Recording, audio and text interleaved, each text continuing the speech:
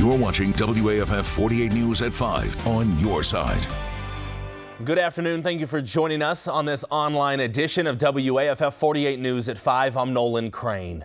And we woke up with sub-freezing temperatures, but things warmed up a little during the day. Jada Russell is in the 48 First Alert Weather Center. Jada, another cold night tonight, but things will slowly warm up this week, so definitely some good news. Absolutely, and we are starting to see some of those temperatures overnight step out of the teens, so we're making a little progress to get to some semi-warmer nights. But right now we do have cold weather advisories for a few counties in our Tennessee area, and these will rain through Monday afternoon. So that is Wayne, Lincoln, and Giles County. You can check out our website. I believe Giles County has made some announcements on road closures as well as some school closures. They got a little bit more of that snow than we saw here. We got flurries this morning. So current temperatures in the rest of the valley, seeing those 30s all around. 31 here in Huntsville, 34 in Moulton and Decatur. We're seeing 36 out of Russellville. So it's nice and still a little chilly outside, but nice and beautiful conditions out the door for the rest of this evening. We'll see some increasing cloud cover going into those overnight hours.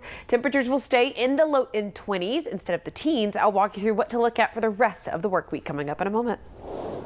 We have a 48 safety alert tonight in Decatur. The county EMA has a tough decision to make. Are the current tornado sirens worth fixing, or does the system simply just need an overhaul?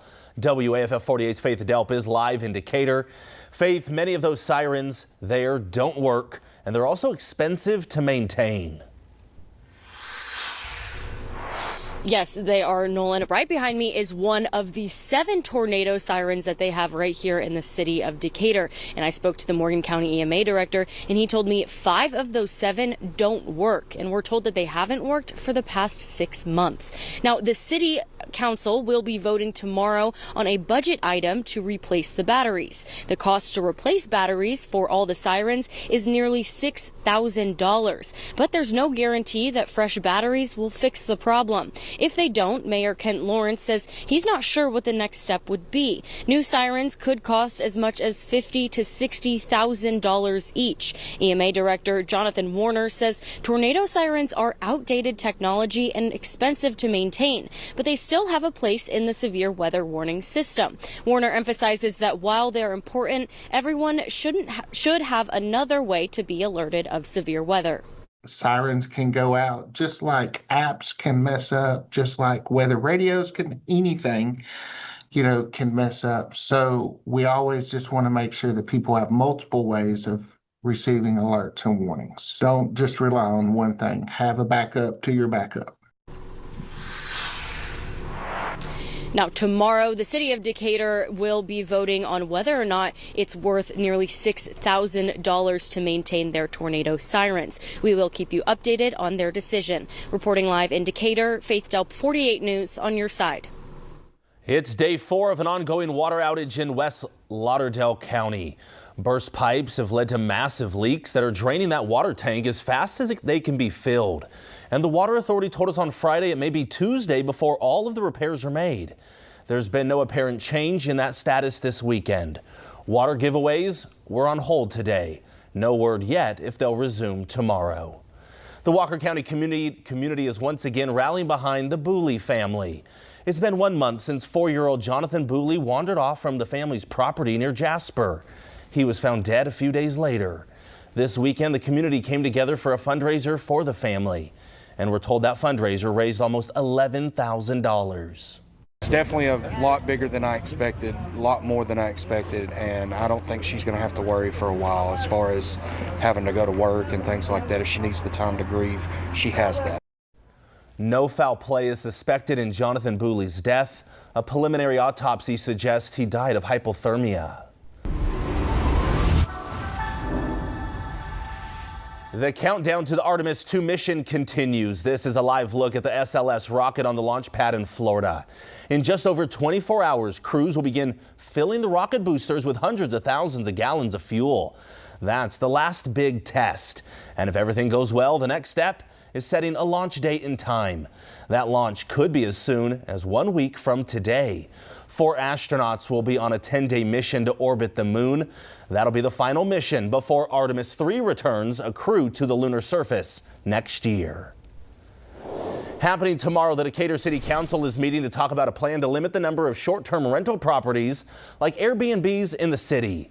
This is an ordinance that has been under debate for a long time in the city of Decatur. Some city council members say the rentals are helpful when big cities like theirs host events and hotel space is limited. Others say they're being bought up by landlords instead of families. The ordinance would limit the number of properties in the city allowed to operate as short-term rentals. It would also limit how close those properties could be to one another to maintain balance in neighborhoods. A Northeast Alabama celebrity is ready for his big moment tomorrow. We're talking Sand Mountain Sam the possum. And Sam will let us know if these cold temperatures are sticking around or if we'll see an early spring. You can forget about the groundhog in Pennsylvania. Sand Mountain Sam has been right 19 out of the past 20 years. That's a much better average than the other guy. WQSB Radio in Albertville is hosting the party tomorrow morning, and we'll let you know what Sam predicts. This time of year means one thing in Decatur. The Carnegie Carnival is ramping up. We were at the Princess Theater today for the Carnival's dog fashion show. This is one of dozens of events around the city this month benefiting the Carnegie Visual Arts Center. Proceeds today will also split with the Decatur Animal Shelter. These pooches were competing for the coveted Best Dressed Award and prizes that come with it. Many of them come from the Decatur Animal Services Shelter.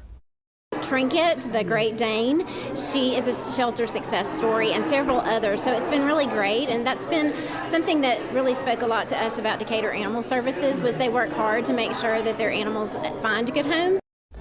The Carnegie Carnival's biggest event is the parade on Valentine's Day.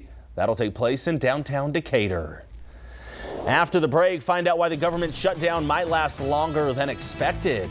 Plus, Huntsville history. Why you might not know and what you might not know about Lily Flagg. You've heard the name, seen street signs, sports jerseys, even businesses named after her. We'll also talk about how cold it's going to get this week and see the warm-up coming on the way with rain chances. That's coming up in a moment.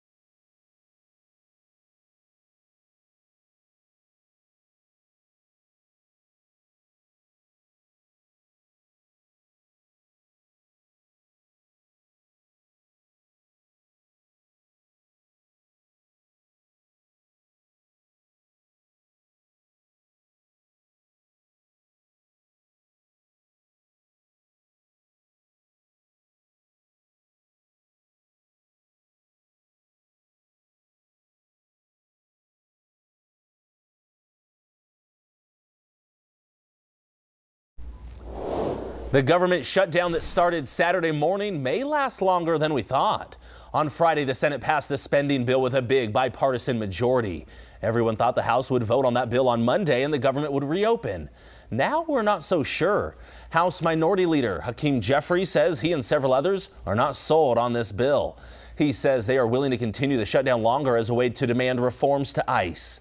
House Democrats are meeting about this issue right now. We'll have the latest tonight after the NBA game. Now, your first alert weather forecast with Jada Russell. 48's Umbrella a Week giveaway is sponsored by Mr. Rooter, your locally owned expert plumbers for over 34 years. Jada, you were right. You told us to be ready for the really cold weather all weekend, and it's been all weekend. Absolutely, but we're seeing a warm up on the way, and I'm excited to report that. Good we news, do have yeah. a chilly night tonight, and even still, we're seeing our temperatures kind of take it up a notch into the 20s instead of the teens. So we're making progress, right? So our forecast for tonight, expecting to see 20 degrees out the door. If you have any evening plans, it's going to be a little chilly, mostly cloudy and still cold, but like I said, we're making slow progress into some warmer temperatures for everybody. everybody. So here's what we're looking to the next 12 hours. We'll see these 20s around as we get into the later overnight hours, keeping that cloud cover around as well. It starts to increase as we go into your Monday morning, though, and we'll keep a calm breeze. And it's really good that we're seeing less of a wind gust alongside these temperatures, because that's what's caused a lot of us to feel quite frigid going out the door. Even as early as this morning, some folks were met with some flurries and very cold, frigid conditions. So rainfall coming this week on Tuesday and Wednesday. We're expecting an afternoon shower to kind of rain over and bleed over into our Wednesday morning. So some early morning showers getting out the door, but we have a mostly dry week behind us. So that's good to know. Our temperatures will take a little bit of a twist there once we get that rain chance in. That'll make things a little chilly for a day or so, but we get back into some warmer weather. So around 4:15 tomorrow morning for my early risers, 25 degrees out the door. But as we continue through the rest of the day, we'll start to see those 40s back in the forecast in the afternoon. Some areas getting up to about 46. So we're seeing a steady growth of warm temperatures coming into the forecast. Around 7 a.m. it's going to be cloudy for Tuesday morning. 30s are expected out the door. And then we start to see those rain chances right around that early afternoon time. Around 2 o'clock, most of us will see a heavy shower or two passing through. As we get to the evening, we seem to get a little bit of a dry spot in the night. But as we go to those overnight hours, we'll see some residual leftover showers in that point of the night. So here's what we're looking at beyond that. Temperatures on Tuesday rise up to about 56. So that's nice, but it takes us back down to those 40s for about a day or two. By Friday and Saturday, we're back in the 50s. And looking ahead to next week, next Tuesday, 62 degrees. It looks like it's going to be nice and comfortable. So we're expecting plenty of sunshine just behind these 2 days of rain chances. Coming up tonight at 10 after the NBA game, we're taking a closer look at the history behind one of Huntsville's most famous names. Lily Flagg's name has been seen on street signs, sports jerseys, even businesses. But who was she? In case you didn't know, Lily Flagg was a cow, but not just any cow, a cow with a special world record that even got the attention of the President of the United States. Benjamin Harrison was president at the time. He actually sent a congratulations letter to them. So it was a big enough deal the president cared. Now you can tune in tonight after the basketball game for Claudia Peppenhorst's special report on Lily Flagg.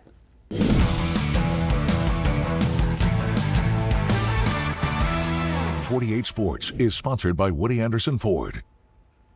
Well, it was a Sunday special this afternoon with Alabama and Florida playing in this new primetime window for college basketball. And it was a tall test for the Tide, visiting a team coming off a 47-point victory.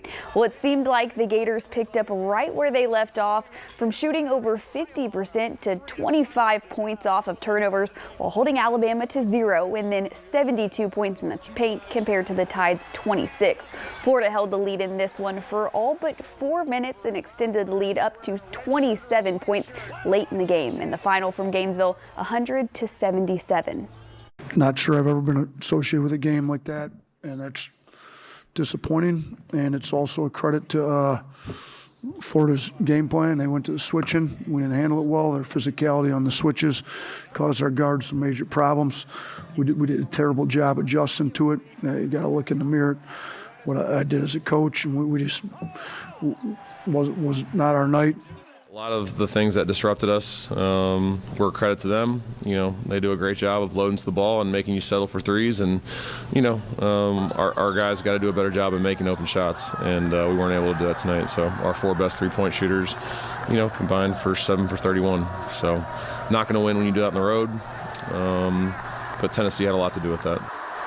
And Coach Pearl not happy with how his team settled for threes last night, especially when the Tigers shot just 22% from behind the arc. Auburn did cut down the deficit from the first half, where Tennessee led by as much as 16 points, but Auburn was never able to get ahead, falling 77-69 in Knoxville on Saturday night. So not a great outing for either of those teams, but we still have plenty of the season left. So yeah, plenty of season good left. Good time to bounce back. I'm excited. March Madness. We just started February, but March Madness. It's coming up. You know, it's going to be here before we know it. No, really. These months are flying by at this point. They are.